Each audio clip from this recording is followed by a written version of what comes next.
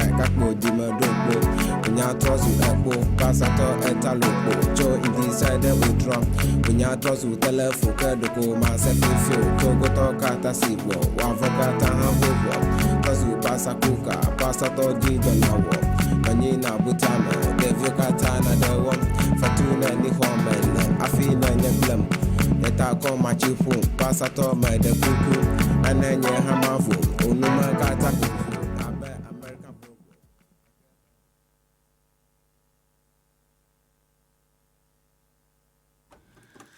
Good evening, my dear intelligent, dedicated, and very highly discerning brothers and sisters. Good evening.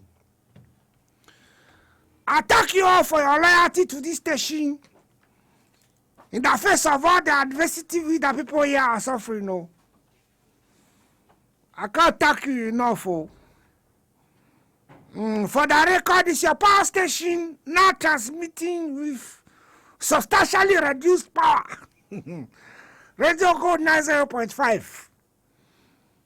I respond to the blessed but dreaded name of effort that will be done, Konkonsa Reporting. And I am the grandson of the great Tegbi Wonya for Tegbi in the great water region of Ghana, or what is left of it. As I said, we are still soldiering on in the face of all the Wahala. I thank you for being there in my audience this evening, wherever you may be. My dear brothers and sisters, a few days ago, Muntia FM's second anniversary of demise came to pass. Oh yes, it's been exactly 2 years since, on a fine, auspicious Wednesday, or Thursday, when I said Peter Banfu was opening his mouth wide and speaking some very bitter truths, some extraterrestrials from the National Communications Authority came in and silenced the place coolly. Well, there was very little surprise because Yanum, after they managed to pull off their very lovely caper, which resulted in 3 jailed loudmouths and a 90,000 Ghana cedi fine, they promised that if they ever came to power, they'll shut the station down. It is alleged that our wonderful diminutive Oga at the top of the communication tree cut a deal with some Lebanese chap who allegedly owned the frequency. Oh, I said it is alleged though. I don't know what happened to the deal. Oh, it is also alleged that the Lebanese chap in question allegedly tried to go and sell the frequency to Oga Box Iron for $1 million. Oh, but now it is clear that Oga Box Iron is one of those people who should not be taken serious at any level whenever he opens his mouth to speak. Oh, because unless he provides solid, concrete evidence to back whatever he's saying, chances are that he's just making a lot of meaningless noise and he's ranting. Oh, by the way, it has been more than 4 days since the daredevil of Washington, D.C. fired those salvos which raised very pertinent questions about the manner and circumstances under which J.B. Dankwa Adu was assassinated. Oh, is it true that a few hours prior, he had gone to some people who owed him some money to ask for it? Could that have provoked his being dispatched to the other world or to the land of the ancestors? Was he a threat to some people because he was being groomed as potential presidential material?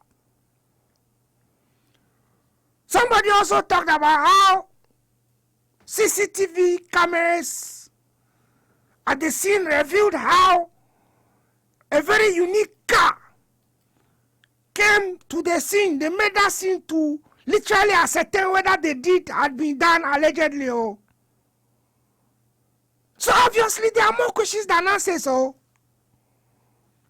But knowing Oga Box Iron the way I do, he would have been a court guest on one of the stations in the tree speaking axis and made an obscene amount of noise about how somebody had done one thing or the other or collected one bribe or the other. Oh.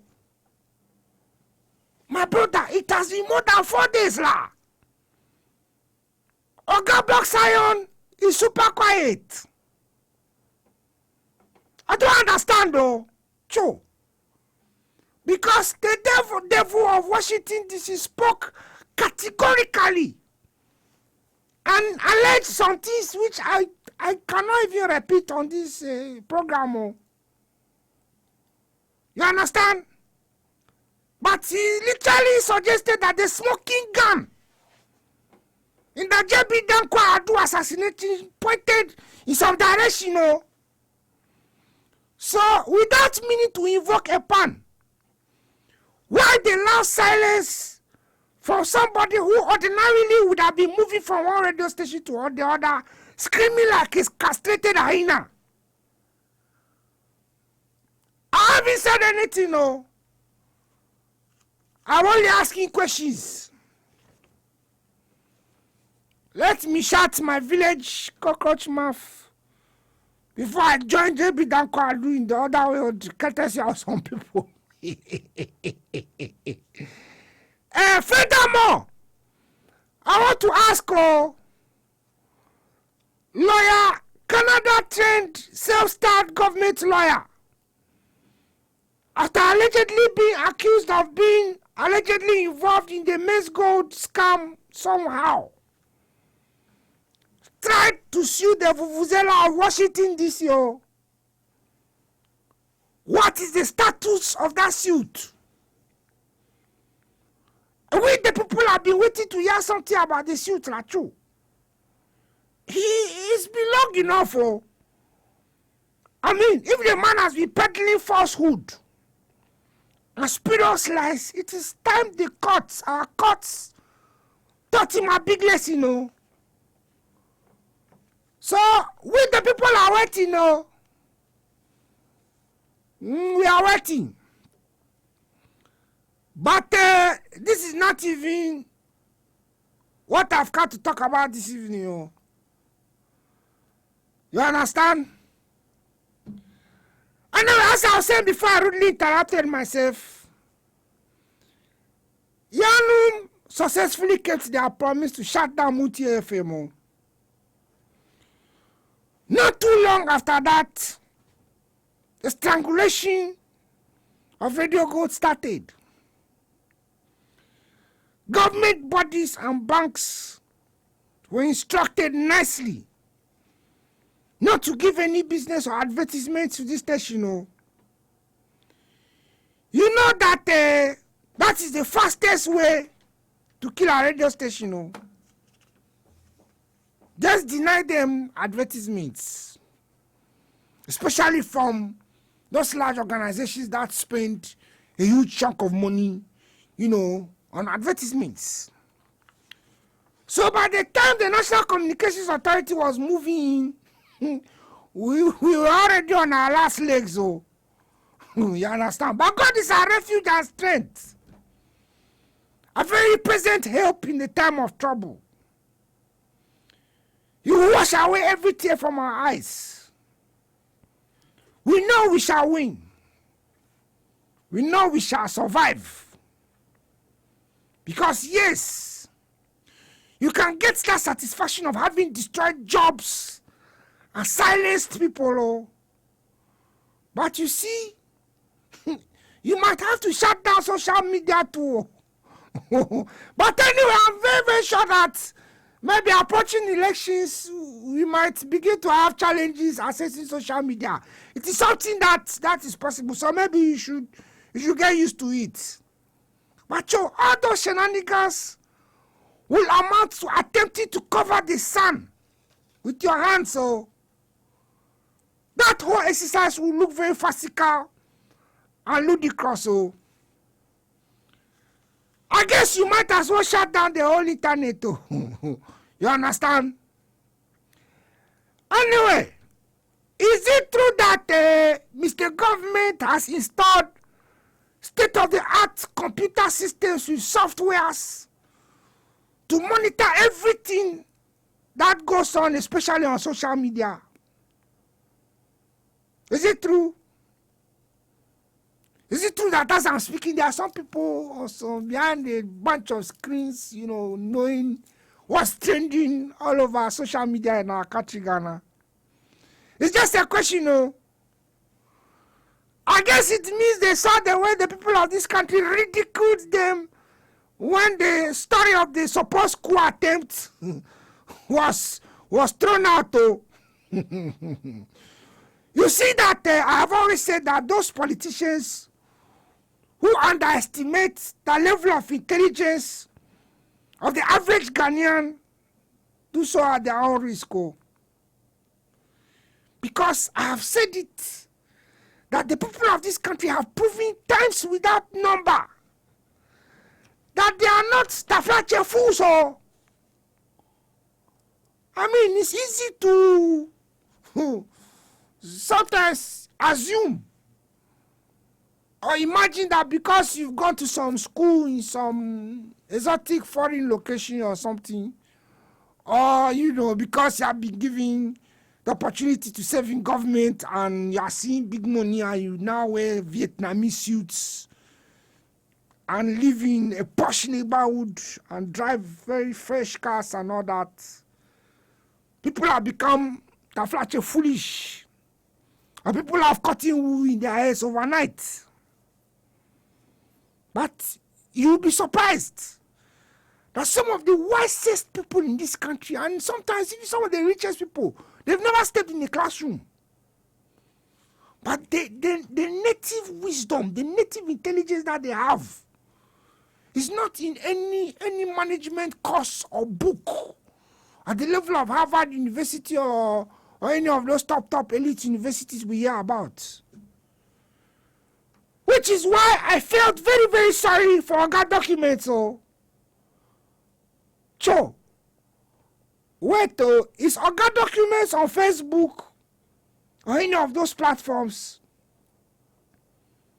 Did he say the doctor with the grey beard and the chap with the chalewote were plotting to bypass all those thugs and hordes of security people to kidnap Grandpa and Dr. Piki Baushit?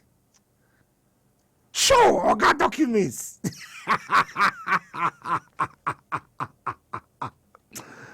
My brother, somebody should have told him that that coup d'etat, this thing there, it belonged in the Wawa era. You understand? In the Wawa era, that type of thing could have gained some traction, or, people could have believed it somehow. You understand? But even then, people were super skeptical. Anytime some people try to divert attention from one scandal or the other with a fake cool story, which will be planted in one newspaper or the other, or they go and arrest some people and parade them. I mean, yes. Those days, people were skeptical. How much more these days?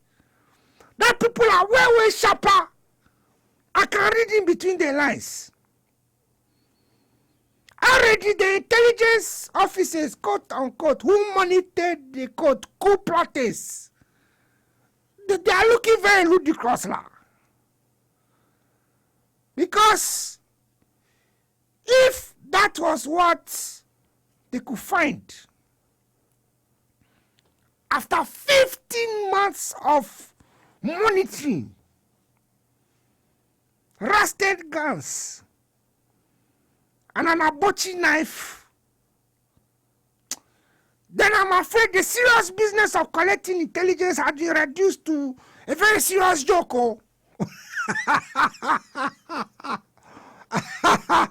Abortion knife or abortion knife. So Oga Documents, As for this story about kidnapping, my brother, is way beneath you, lah.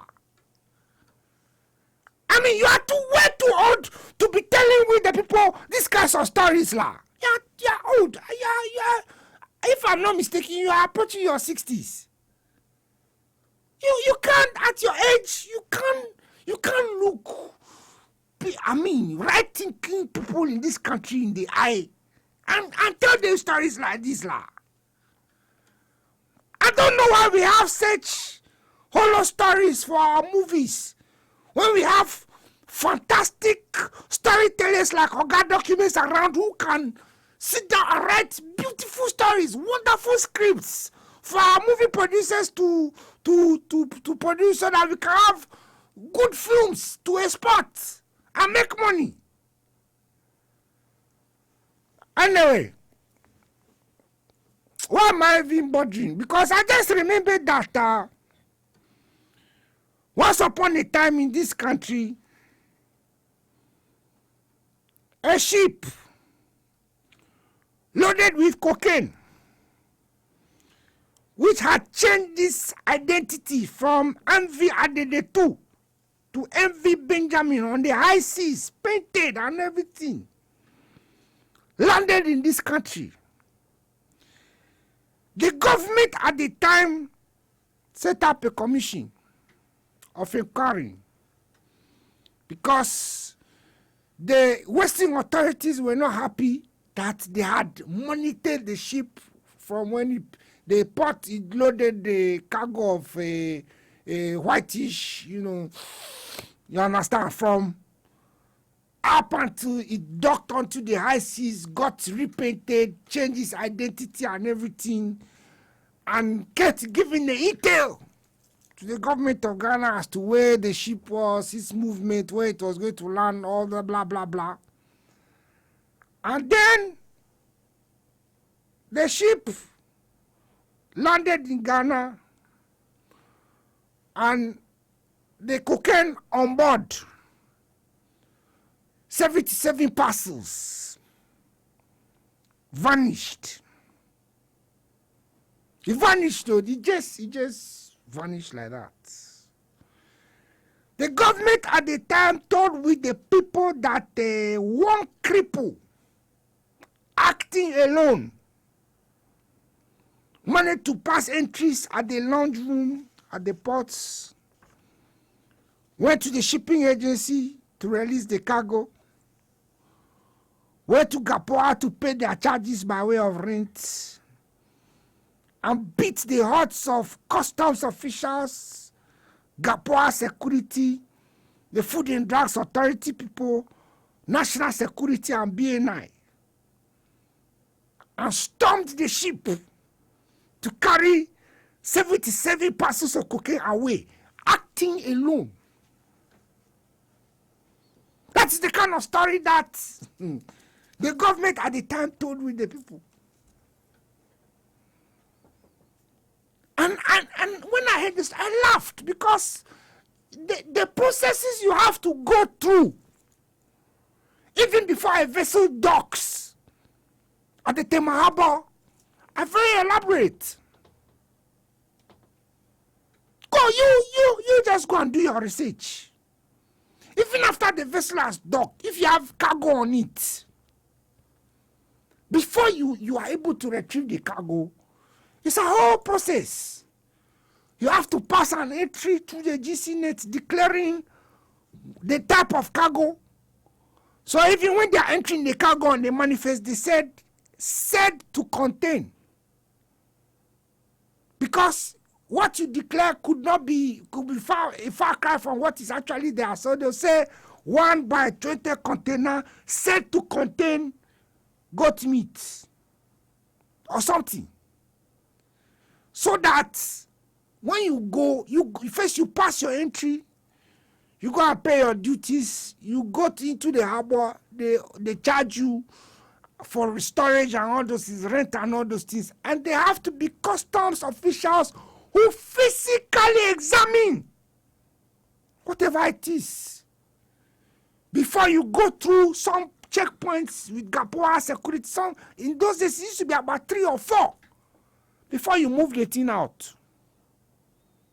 So, how did one cripple, acting by himself, manage to go through all these processes, storm a ship, and carry 77 parcels of cocaine away? But that is what the government at the time would have us believe. Interestingly, the same spin doctors were around, though. So I'm not surprised that the people actually believe that, a few or a couple of young girls. In fact, if you look at the number of people who have been arrested, I hear some 10 people are being kept in various guard rooms in the military, plus these 2 people. Let's say even 20 people. How can 20 people kidnap our president and talk their like mafia the fourth? How can people actually tell us a story like this and expect us to swallow it hook, line, and sinker? That they were planning to. How are they going to do it? First of all, how many times do we have events where both the Ogafura and Togbe Alakmafia are present? How many? It rarely happens. So that event will have to be very special indeed, such as maybe the president's sessional address of parliament, where both the president and the vice president are present, or something. And of course, on those occasions, the security is tight. It's heavy. There are policemen, there are soldiers all around. So it means that this chap was wearing the chalote and the doctor with the grey beard and those 10 or so soldiers that they've locked up in different guard rooms and all those people will now penetrate, manage to kill all these people, flatten everybody, or maybe they're going to use a nerve agent to make people fall asleep or something, and then carry.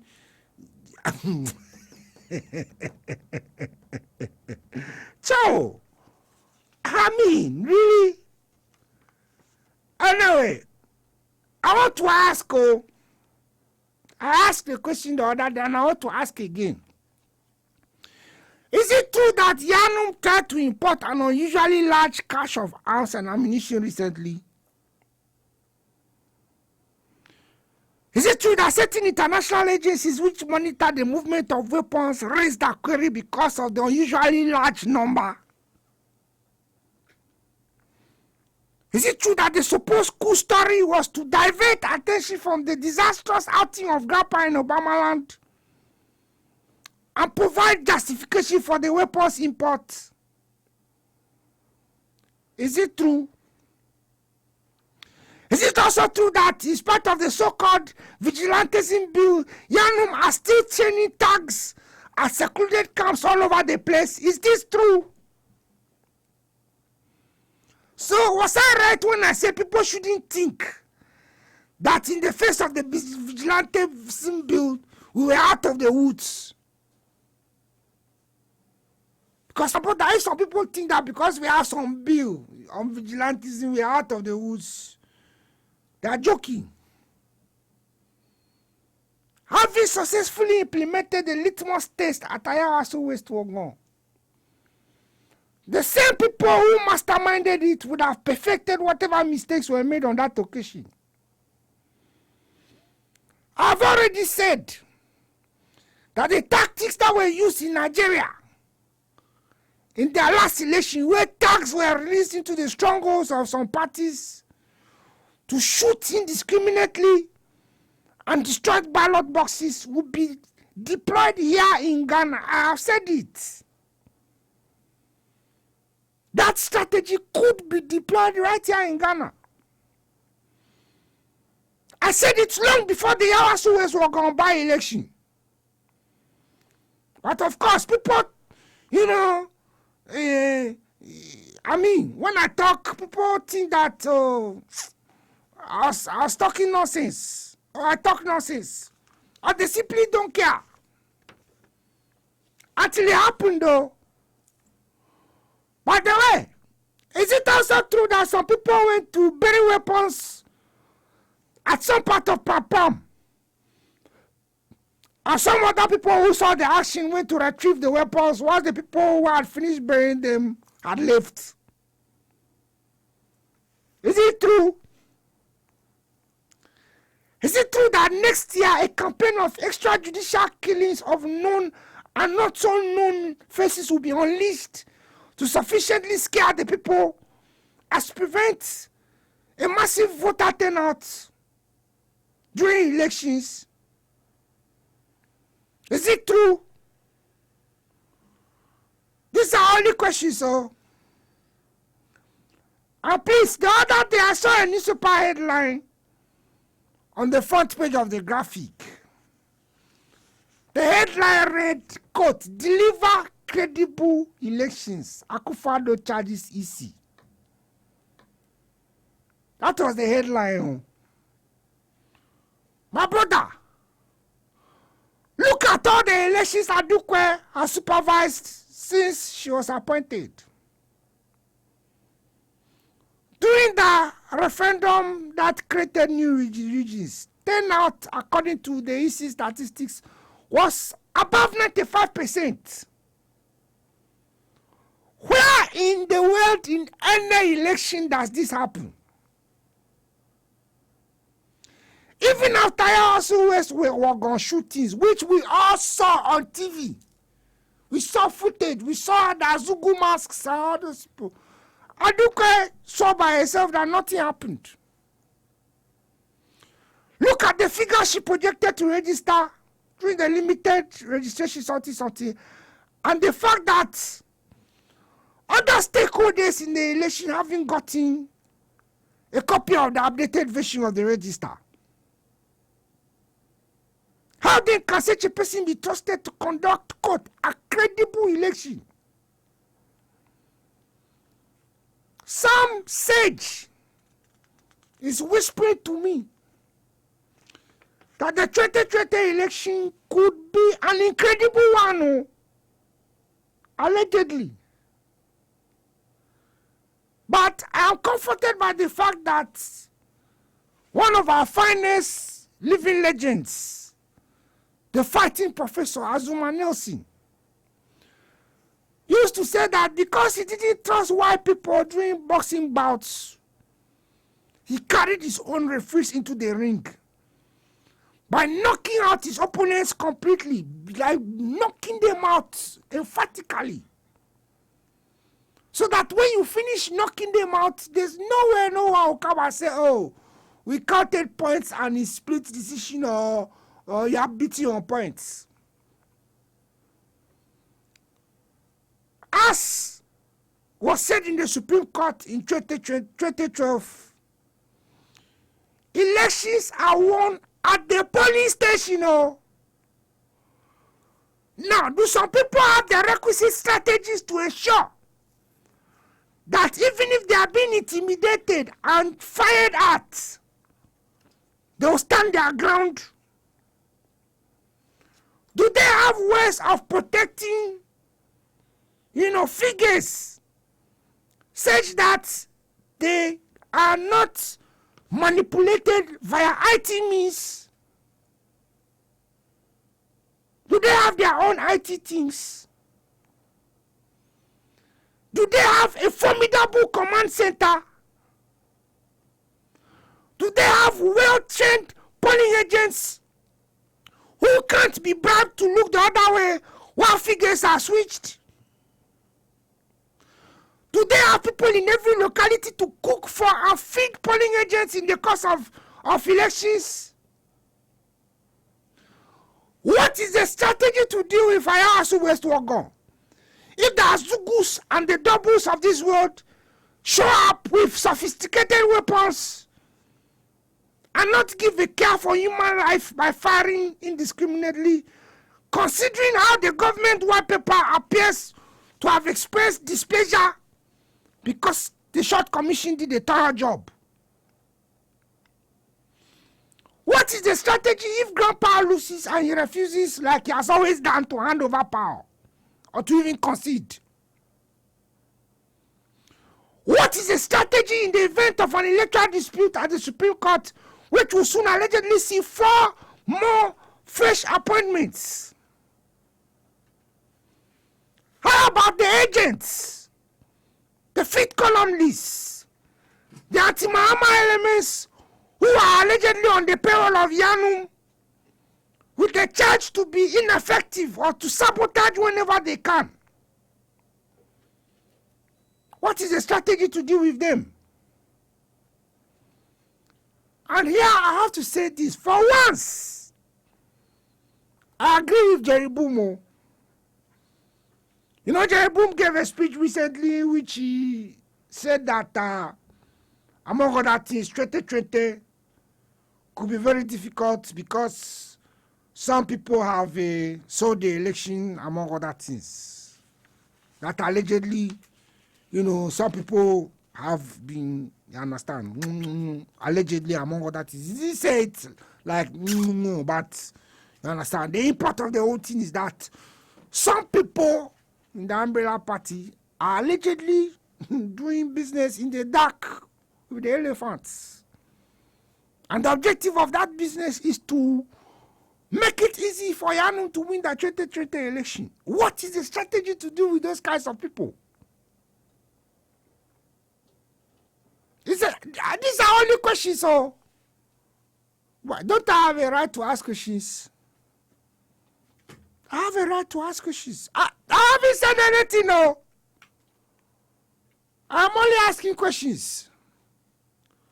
So, well, as was said in the Bible, let he who have ears hear what the Spirit is saying. This is the spirit of Konkonsa talking and asking questions. Do some people really want to come back to power? Or some other people amongst them are very comfortable in the current situation, so they don't care what happens? What strategies, concrete strategies have been put in place to deal with all the aforementioned issues that I have raised? Or people are going to sit back and say, oh, don't mind, he doesn't know what he's talking about. Remember me sitting here, this common villager who is just a training college graduate. I predicted in 2010, 2 clear years before it happened, that it was the Supreme Court who was going to decide the winner of that 2012 election. In an unprecedented fashion in our electoral history. When I said it, people thought it was a joke. And that is the one thing that you can never understand when you are dealing with the umbrella folk. How when serious and vital intel is given to them, they either scoff at it or they decide not to act on it. It's one thing that you will never be able to understand. Anyway, as I said, I only came to ask questions. If they have answers to those questions, well, they should keep them to themselves. If they don't too, well, it is their own problem. But this is not even what I've got to talk about this evening. You understand? Okay, it's time to interact with my listeners who are catching the program live on Facebook. So, a long time, Konkonsa, Loud Linden. Conjoined Tree, I missed this show. Oh, thank you, Radio Good. Good evening, Konkonsa. The good thing was to divert attention from the disgrace of Grandpa in Obama's country. Earlier on, somebody said, Konkonsa, what is a coup d'etat? Well, the new definition of coup d'etat is when you try to use a kitchen knife to overthrow a government. That is when you say you have a coup d'etat in your hand. You understand? It's called a butcher knife. Trente will be difficult, but God has a way of tripping evildoers up. Your advice to the umbrella people is on point. No, they don't listen to advice. They don't listen to advice, so they don't listen to advice. When you give it to them, they don't listen. Anyway, somebody says Mr. Document is about 65 years old, which means in another jurisdiction you should even be having grandchildren. So if you have grandchildren and this is how you can look at people and tell stories, what will you be telling your grandchildren?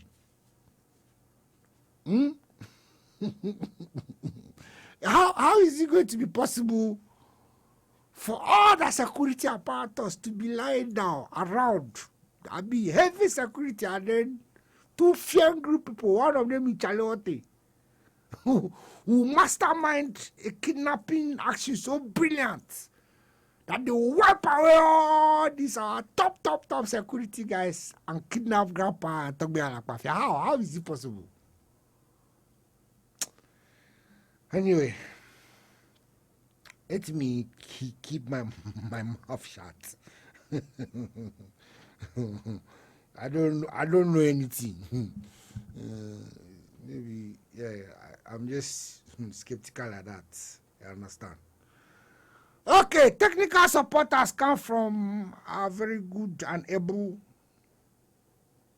Richard Konsa, one of the tallest gentlemen we have here at Tujugo. Did you see Mr. Konsa? Wonderful guy. He's a giant in his own special way. And he's been making things happen.